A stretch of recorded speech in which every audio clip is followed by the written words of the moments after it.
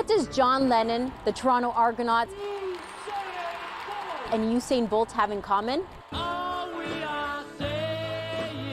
They've all performed right here at Varsity Stadium.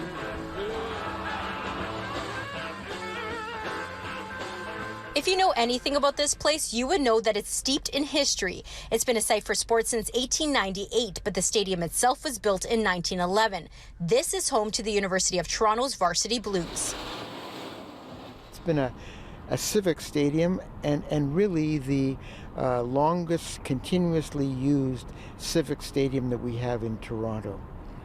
Many sporting events have taken place right here. 35 Grey Cups, track and field races, and some soccer matches for the 1976 Summer Olympics. This was also a spot for many concerts, including the 12-hour marathon of music called the 1969 Rock and Roll Revival. Performers who rocked out on stage include The Doors, Plastic Ono Band, which consists of John Lennon, Yoko Ono, and Eric Clapton with Klaus Voormann. The list goes on and on. I've spent my life here, and this has been, I don't want to tear up, but this has been a compass point in my life ever since I was less than 10 years old. Bruce Kidd is a professor at the Faculty of Kinesiology and Physical Education at U of T, as well as a former Olympian.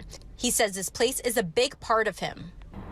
My father brought me down here to watch the Argos and U of T play football in the 1950s, and I then came down here to run as a high school student with the University of Toronto track team, and basically I've never left U of T. That experience led me to go on and run in the Olympics, become Canada's Athlete of the Year. In 2002, when Bruce was the Dean of Faculty, he faced the tough decision of having to tear the stadium down. Essentially, the university could no longer afford to maintain it properly. And it declined, crumbled to the point where the fire marshal declared it unsafe. And so we were faced with a very difficult option of closing the stadium or doing something differently.